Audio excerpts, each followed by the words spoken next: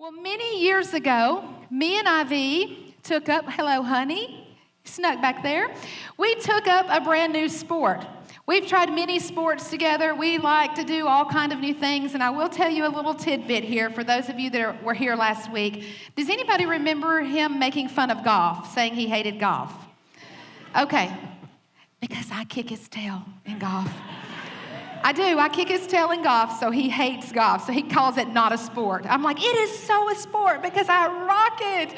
But he doesn't recognize it as a sport, so I apologize to all of you golfers like me. Actually, I've only played 5 times. Just beat him all 5 times, but all 5. I hear you. Okay.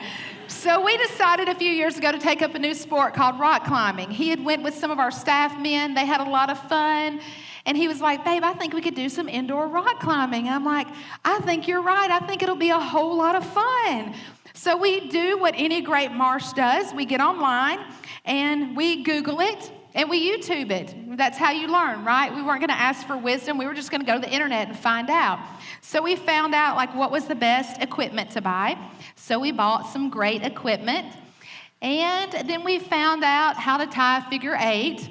And that was quite interesting. Some of us know how to tie a figure 8. Well, I'm working on that still for the past 4 years. You know, a figure 8 should not be that challenging, but for me, it's kind of challenging. So we figured out what were the best gyms to climb in and all kind of stuff. And then we just got our gear and we started rock climbing. Usually it's not this challenging because you don't have this many layers on, but I have quite a few layers on this morning. So we started rock climbing and we've had... You remembered. I did. I know how to put my belt on. Well, this is probably... Well, we're in the gym. I'll be honest with you. When we're in the gym, he puts my belt on for me. I just kind of step into it. I put her belt on. I strap her in. Yeah, you do. I tie her knot for her. You do. You're my warrior. Huh? You're my warrior. That's what warriors do, right? Take care of us. What's this? Okay, that's my tag that I got from completion that I passed the test. Something like that. So anyhow... But rock climbing I've got it, doll. Don't worry. But listen, I'm the one on the wall. I know. Don't worry. I got it. So rock climbing has come with a few challenges for us. Look at there. She put on her own belt. While you're talking, I'm going to check. Don't worry. Okay. So we've had quite a few challenges with rock climbing. Now, some of our challenges could be quite obvious to you. He's 6'4". I don't have any heels on today. I'm 5'4", so that's an obvious challenge. And he's 220, and I'm not 220. My driver's license from when I was 16 says I'm 125, so we'll just go with that. How about it? That's what women do. My driver's license says. No, he's 220, I'm 136, 38, I don't know. Yeah, I do. So we've had some challenges with rock climbing. So the first 2 challenges that we had, we'll tell you a little story about those, and then we'll see if we've worked out those challenges. We were climbing in Huntsville at a gym one time, and... Listen, the challenge is you drop me. Well... That's not really a challenge, though. That's not like a challenge. That's like a deficiency. It was a challenge because it wasn't a deficiency. We had to learn to work through trust again, which obviously we're there because you're about to climb this wall. Yeah, okay. Okay, so we're in this gym in Huntsville, and the walls are only like 20 feet high. He's 6'4", so he's really not that high up in the air. So he's about 20 feet up, and I didn't, we Googled and went on YouTube. Well, I didn't watch the part that said if your partner is a whole lot taller than you, that you shouldn't have any slack in the rope. So I maybe had 10 feet, maybe 15 feet of slack. Try 20. She had 20 feet of slack. So he climbs up the wall, and I got a little distracted, and I was looking around. I did know that you're supposed to keep it tight, so I had it tight like this, but I had a lot of slack in the rope. So no joke, the next thing that I know, he is on his back on the ground, looking at me like he could kill me. And I go, oh my gosh, babe, I'm so That is sorry. A complete lie. That is not what she did. She laughed hysterically the moment I hit the ground, and I have dead cat syndrome. Ooh, like I can't say anything. The Lord gifted me with this syndrome. It's called inappropriate laughter syndrome. So in the most inopportune times, I have this laughter that just overtakes. And I did apologize because I did feel bad. I mean, I love you and something I love so much. That might be the first time you said, I'm sorry. No, that's not even true. That's not even true. Okay, so the second time this church had us in Texas. Did you notice the word? Second time. Second time. This church in Texas had us out to speak, and I thought it would be a great gift to him. I said, babe, there's a great rock climbing gym right down the road. How about we go rock climbing? And I snuck all of our gear in our suitcases. He's like, no, we don't have our gear. I'm like, no, I have all of our gear. Let's go rock climbing. And he's like, babe, you know what happened the last time? I'm like, I know, I've grown, I've watched more YouTube. We're going to be fine. And he's like, all right. Well, he trusted me. Well, these walls were like 60 feet high. I kid you not. We get in this gym in either Dallas or Austin, Texas, and we look up, and as far as, I'm not kidding, 60-foot walls. It was awesome. I kind of forgot about the slack again, but I kept it down. So he gets about 60 feet up in the air, and he says he's ready to come down. So I'm like, all right. No, I fell. Did you fall this time? Okay, well, all I know is he came down and I went up. And I'm not kidding. He comes down so fast, and we like pass each other in the air. And I am screaming at the top of my lungs like a little girl, embarrassed, because I hate to be embarrassed. It's all these climbers, I promise you, if you want to see your life, have the person that's supposed to be stabilizing your life pass you in the middle of the air. I confess. We were completely not enjoying this journey of rock climbing. I cussed a lot. Because I had a lot of time to think about it on the way down. It was 60 feet in the air. I may have said a cuss word too, not a bad one. Not a bad one? A cultural one. There's cultural ones. Tweet. Pastor Benet said there are levels of cussing. No. So anyhow, literally, I am stuck up in the air, and I'm freaking out. Like, not kind of freaking out, like freaking out. I'm 60 feet up in the air. This thing's as tight as it can go. And I'm like, ah! And he's like, babe, first of all, I'm the one you dropped, and you got to come down. And I'm like, I don't know how, and I'm just holding it like this. It's tight. I'm remembering everything in this moment, 60 feet up in the air, but it's at the opposite end. He's like, I need you to belay yourself down. I'm like, I can't. And about this time, we've got instructors all around us. I'm sure they thought we were a lawsuit waiting to happen or something. So I'm in the air, I'm humiliated, and he goes, babe, I need you to belay yourself down. So finally, I start belaying myself down, and I forgot about this the last service, but this is the truth. All those little people in there that are rock climbers started clapping for me once I came down. They were just like, hello, yay! So I was mortified. So we take our stuff and leave the gym. Well, the next time that we go rock climbing, I go, you know what? I'm not going to drop you anymore, because I will have a weight from now on. And so I will be weighted down, and this weight will force me to pay attention. So from this point forward, our journey with rock climbing has not been that great. It's not been that enjoyable, and I carry a 50-pound weight with me wherever I go. But I've never dropped him again. Never. We've only been one more time. But that's not true.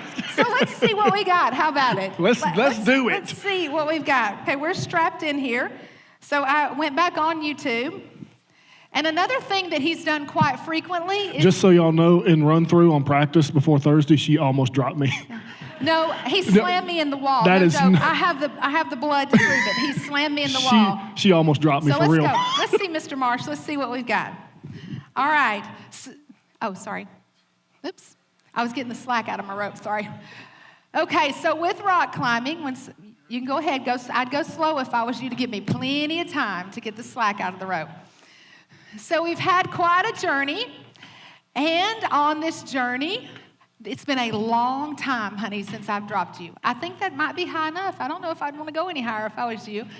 All right, let's see what we can do. Let's see if I can let you down easy, okay? Okay, look here. Even though there's 100 pounds difference, it might be slow, but look, I've learned. Whoops.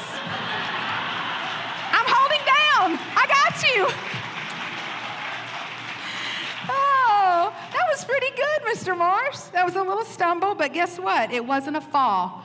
In life, we have stumbles, but it's not always a fall, huh? It's a pretty good analogy there. Thank you, babe, for allowing me to allow you to, climb up the rope and go up the wall. So my journey with motherhood has been a lot like our journey in rock climbing. When I first saw our beautiful babies, I was so excited. I was so thankful to be their mama. But I started picking up all these different things like perfection and fear and failure. And so my journey with motherhood has been a lot like our journey with rock climbing because I carried a weight around with me for many, many years. I didn't know how to just relax and enjoy the journey of motherhood. I wanted to so bad within my heart, but I didn't know how. It's not like you can go take this test to be the best mom ever. You just have to walk through these different journeys. And so my journey with motherhood began, I think we have a picture. Let's see what we got here. A picture. All right. This is in 1995 at Gorgas Army Hospital in the country of Panama. Yes, this is me, 70 pounds heavier me. And that's little Garrett. I'll never forget the day he was born. He was born on the 4th of July in the country of Panama. And I looked in this little baby's eyes. Actually, they told us we were having a small girl, and that is a 9-pound boy. Now, I did give birth in a third world country, but still. But I looked in his eyes and I was like, oh my, I'm going to love this baby forever. I'm going to be the best mom. Everyone say perfect. Everything is going to be perfect for you. You're not going to have to walk through anything that I walked through.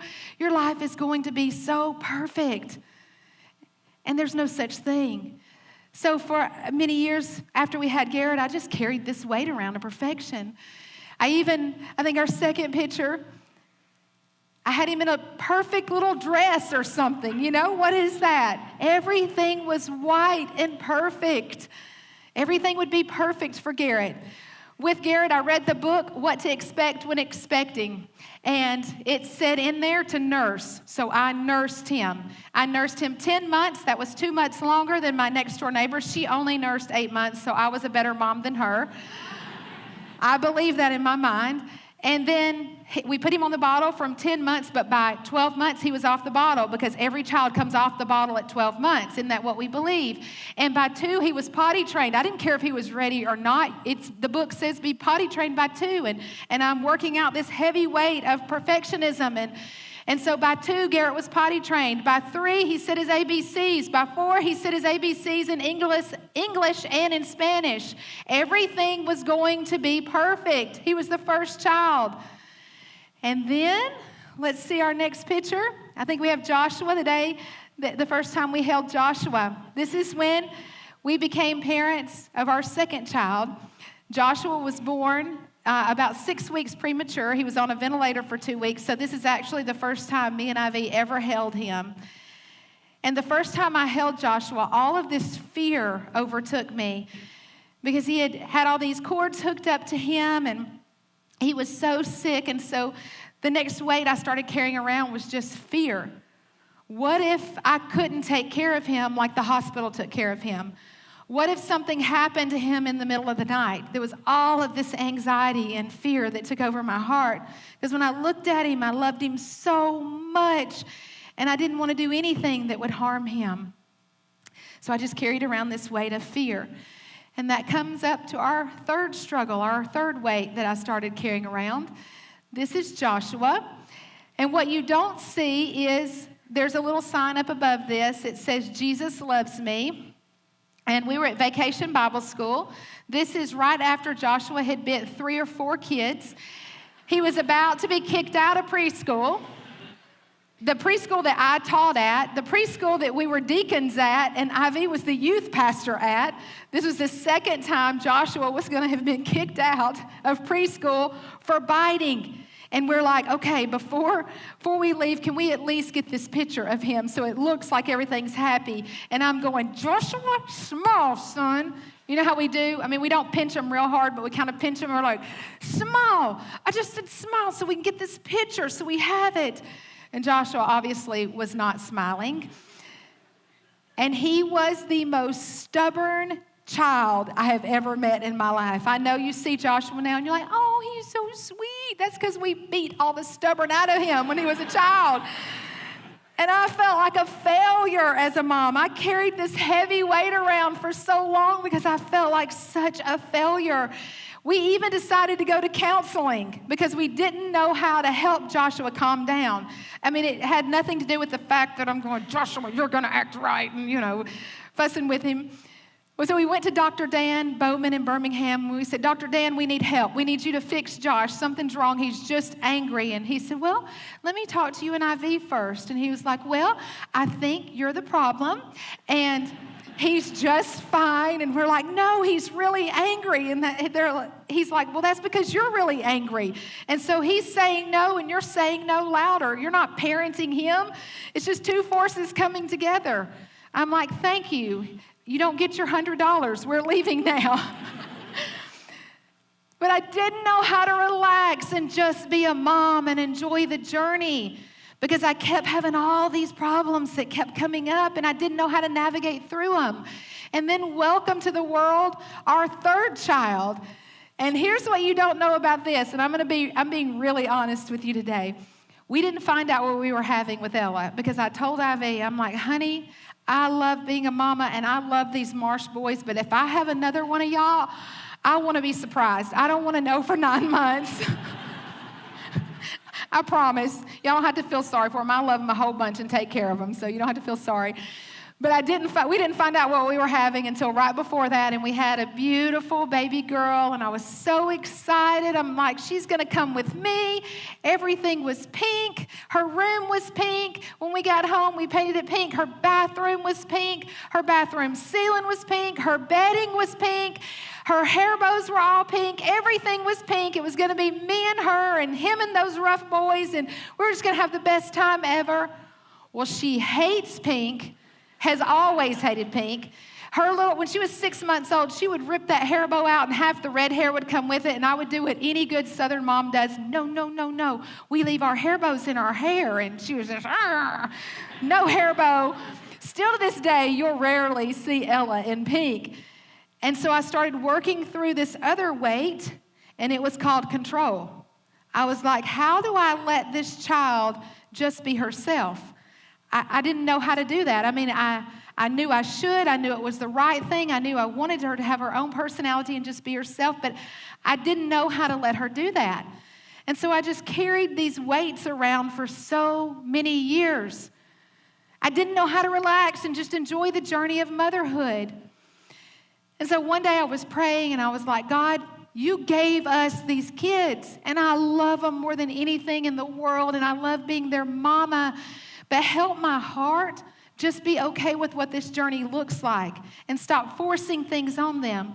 Help me to just walk in your truth and live in your truth. And from that day forward, it hasn't been perfect, but God's done a lot of work in my heart. And I'll never forget the day that I really transferred in my mind to start believing the truth. I didn't have to carry this heavy weight around anymore. Now, at any time through motherhood, I can make a choice to pick it back up and carry it around again. But I know the truth. And so today I want to share with you what the truth is of what I learned about motherhood. The first thing that I learned is we were created for this. Where's all our moms in here? We were created for this. God says he knew us before we were in our mother's womb, so he chose the child he would put in our womb because we had the exact DNA that this child needed. We were created for this. And the very first thing I want to share with you today is we were created to give life. We were created to give life. If we go back to Genesis, in the very beginning, if you have your Bibles with you, you can turn to Genesis 3:20. It says, the man named his wife Eve because she was the mother of all the living. And do you know what Eve means? Eve means life giver. So the very first woman, her name means life giver. We were created to give life. Think about it, especially moms who it's been a long time since you've been pregnant. Sometimes we can forget about the great wonders that happened within our belly. We can carry life in our belly. And not just carry the life, we can sustain the life. Everything that that baby needs is right within us because we were created to give life. And then even after we birth life, we're created to nurture life. We have everything within our body to feed our babies. God created us that way. We're created to give life. And we're not only created to give life, but God gave us these children because we're created to speak life. We have the power, women. We have the power to speak life, but we also have the power to speak death. We have the power within our words to speak life that will impact generation upon generation upon generation. They can understand how good they are, that they were created in the image of Christ, that they are fearfully and wonderfully made, that they're the chosen child that God gave us. They can understand all of these amazing truths about themselves that will impact generation upon generation. But we also have the power to speak death. And that death that we can speak over them, you're ungrateful. You're not worth anything. You're stupid. Why are you doing this? You're so slow. You're so dumb. And that same power that we have to speak life, that we can speak death, will impact them generation upon generation upon generation. And I was just remembering this. It just came to me. I haven't shared this with the other services, but I'll never forget walking in Decatur Mall one day. And Garrett, when he was little, he would take so long to do anything. I would say, buddy, tie your shoe. Come on, let's go. And he thinks through everything. It has to be just right. He's a little perfectionist. I don't know where he got it from. But he would tie his shoe. I'd go, come on, honey, let's speed up. Come on, you're moving slow. You're moving slow. Come on, let's get our lunch together. Let's pack our bag. Come on, let's get off to school. You're moving slow. You're moving slow. We were walking in Decatur Mall, and me and IV and little Garrett was in between holding our hand. We were pushing Josh in the stroller. And there was a mentally challenged person that was coming towards us. And little Garrett looked up at me. He said, Mommy, what's wrong with him? I said, baby, he's slow. And he went, like me? We have the power to speak life or death into our kids. Think about that with every single word that you say. The next thing we have the power to do is we have the power. We are created to give love. Everyone say love. We have the power to give love because we're created to give love. I want to read to you what Isaiah 66:13 says. As one whom his mother comforts, so I will comfort you. God compares himself to that of a mother. We have the power to give love because we were created to give love. 1 Corinthians 13, 4-7 gives us the most beautiful definition of what love is. And for some strange reason, we read this at weddings and never ever think about it again. But I want you to really dial in with me right now, and I want you to think about what love is. It says love is patient and love is kind. And I hear so many people say often, I don't have patience, and I'm certainly not praying for patience. I'm not a patient person. And I just want to remind you of something today. If you've accepted Jesus as forgiver and leader and the Holy Spirit is living within you, then that means the fruit of the Spirit is living in you. That means patience is within you. You don't have to pray for it. It's already within you. You just have to live it out and work it out. So stop believing the lie that you're not patient. You are patient. You're created in the image of Christ, and he is a very, very patient person. Love is patient and kind. Love is not jealous or boastful. It is not proud, and it is not rude. Love is not rude. And I have to remind myself of this quite frequently because for some strange reason, we can be so kind to everybody at work. We can be so kind to a stranger we see in Walmart. And then we can get home at night and be so rude to the ones we love the most. And we excuse ourselves for it, like we're tired, or I've had a long day, or they've been hateful to me. But God's definition of true love, what we say, I love you, Well, love is not rude.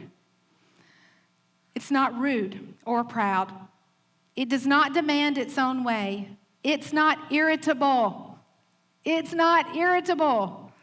No matter what, no matter if God doesn't say, okay, love is not irritable except early in the morning if you're not a morning person or late at night, then it's okay to be irritable. It says love is not irritable. And I'm not saying you're going to be perfect. I'm not perfect. I get rude. I get irritable. But then when the Holy Spirit goes, hey, Bené, that's not coming from me. I go, hey, Joshy, I was just really rude, and I apologize. Now, it might take me 20 minutes sometime. Sometimes it only takes me 5 minutes. But I go back to my kids, and I ask them to forgive me, because that's not the picture of God's love that I want my kids to have. It's not irritable. It's not rude. It keeps no records of being wronged. It does not rejoice about injustice, but rejoices whenever the truth wins out. And I love this right here. Love never gives up. It never loses faith. And it's always hopeful. And I learned probably the biggest lesson about love that I've ever learned in my life with our first son, Garrett. He's the one that'll be 22 on the 4th of July. And he shared his story with you guys last year. For those of you that weren't here, Garrett played a couple of years, about a year and a half of college football. And after that, he really didn't know who he was. And he was trying to find himself. And so he started trying to find himself with being the best partier. He could outdrink anybody that was at the party. And then he tried to find himself with maybe I'll try some drugs and I can do more than you can do. And through this journey, I had never, ever as a mom known any deeper pain in my life. Something that you love so much is trying to work out who they are. And you just want to shake them and go, you're fine. You can do this. But so often that's not how our words come out. And my words didn't come out that way. My words came out to Garrett as, Garrett, son, I love you, but I am so disappointed. Buddy, you know better than this. We raised you better than this. Why are you doing this, son? This isn't the plan God has for you. Stop, quit, come home. Disappointed, disappointed, disappointed. Until one day our mentor called us and he said, Ivy and Bené, I need you to go home. And we had been asking him, Pastor Keith, we'd asked him to pray with us along this journey. And he said, I need you and Ivy to go home. And me and Ivy went home and he put us on speakerphone and he said, listen, he said, I'm going to tell you guys some hard things, but I need you to get this. Because what you're giving, Garrett, is not God's love. He said, I want you to think about it. You guys haven't been saved that long. He said, what was it within God's character that brought you to him? And it just hit like a ton of bricks. We were like, it was God's love. And he's like, did God ever tell you one time he was disappointed in you? Did he ever tell you one time to stop, quit, don't? What are you doing? He said, God never said that to you one time. He said, all God ever said was, come to me, my child. I love you. I believe in you. You can do this. He said, I want you to go back to Garrett. He said, and all I want you to say to him, he said, I want you to call him at least 2 times a day. I want you to text him every single day. And the only thing I want you to say to him is, I love you. You're a Mars. You're making wise decisions. God has a great plan for you. You're a world changer. You're a prophet, priest, king, and warrior. You can do this. We know you're making wise choices. And he said, I want you to keep speaking life over him. God is doing something in you two, and you're going to have to flesh this out with Garrett. You show him God's love right now. And I'm going to tell you what, we didn't necessarily want to. And I know that sounds crazy, but we were like, how is that going to work? Is that fake? Because we're not proud of the choices he's making. And he told us this statement, and we share this statement with you guys often. He said, I'm not asking you to fake it. He said, I'm asking you to faith it. He said, you live out what you say you believe. You speak life into your son. And so we said, yes, sir, because we're fully submitted to him, and we made a commitment that we would speak life into him. And we called him 2 or 3 times every day. Ivy was telling him, I love you. I believe in you. You can do this. And we started watching him just come alive and God start doing great things in his heart. And what we found in those moments, and all, I could share so many other moments of things that God's taught us, but it really had nothing to do with Garrett in that moment. Things we've walked through with Josh had nothing to do with Josh. It had nothing to do with Ella. But it had everything to do with us and what God was trying to work out within us. And he was forcing us to live out our faith because he loved us so, so much. And here's what I'm not saying. If you have a child in here and they're off doing drugs, I'm not saying, oh, just open up your home and say, come on in. We're going to pretend like everything's okay. I'm not saying that, because I had a mother come up to me after last service, and she's like, I don't know what to do. He's stolen from me. He's done this. He's done that. I'm like, well, we didn't walk through that with Garrett, but we did walk through some really hard times. But I've told Garrett, if you're going to smoke marijuana, you're not living here. I love you with everything in me, but here's the boundary. So I'm not saying that you don't have to have boundaries. You absolutely have to have boundaries, but that doesn't have to change your words. Your words can still be that of love. Speak life. Speak love. That's what you're created to do.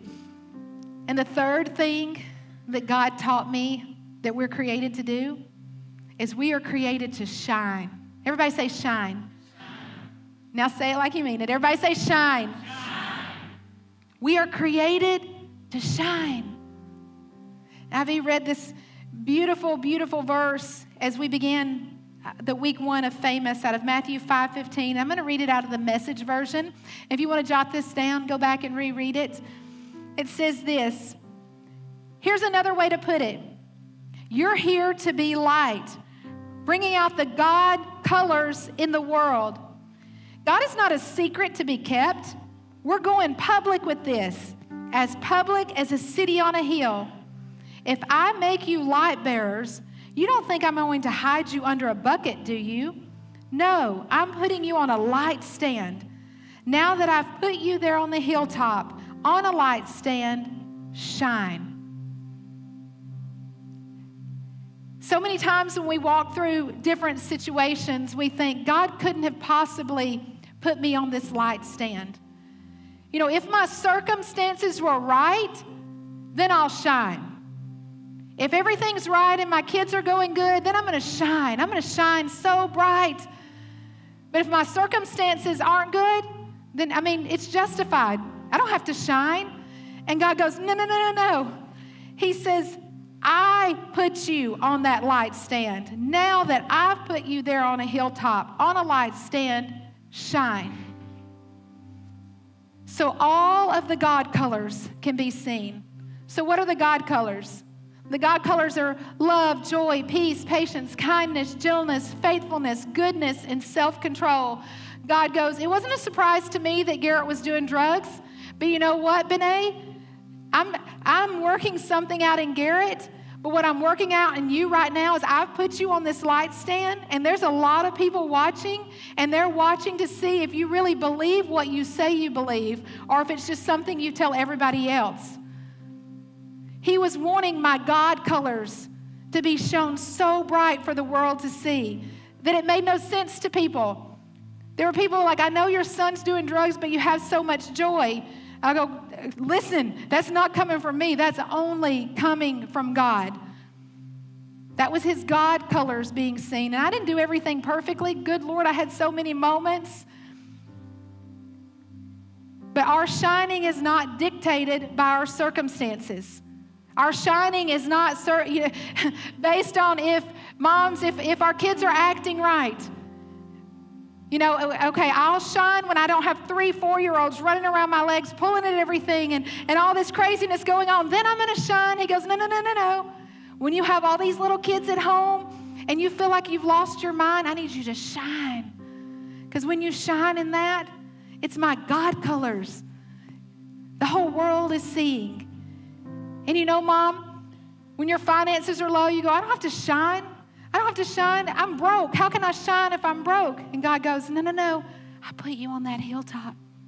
It may be through your own choices, but you're on that hilltop still. And I need you to shine in that moment. I need you to shine out that trust that you say you have. Those songs that you sing, I need you to shine in that moment. And if you got teenagers and they're going crazy and you don't even think they like you, maybe they're telling you they hate you, and they go in their room and they slam the door and you're going, why did I do this? God, I've got these teenagers. He goes, I need you to shine. There's somebody else that's watching you.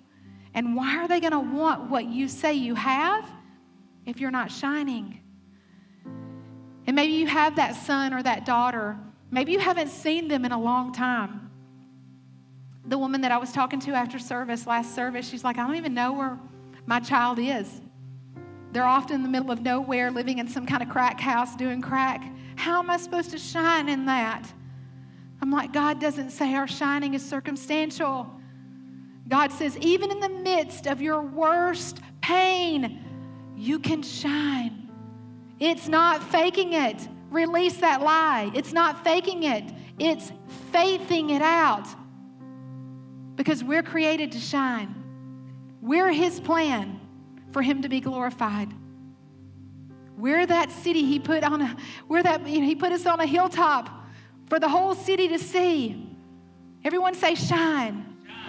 We're created to shine. We're created to give life, and we're created to love. That's who we are. We were created for this. We were created for this. You can do this, moms. You can do it. You can shine. And know that you have a pastor here that's walked through some craziness, and I'll probably walk through some more craziness. I'm not trying to speak that out, but that's just how life is. So I'm in this journey with you. I love you, and I want to help you be the absolute best you can be. God created you to give life. He created you to love, and He created you to shine. Let's pray. Father, we thank you so much. We thank you first for the local church so that we can join together and just share our stories with each other, share our journeys with each other, just to encourage one another. And Father, I just pray that each and every word that you gave me to say, I pray that it resonates within everyone's heart. Today is all about moms because it's Mother's Day, but this message is for every single person in here.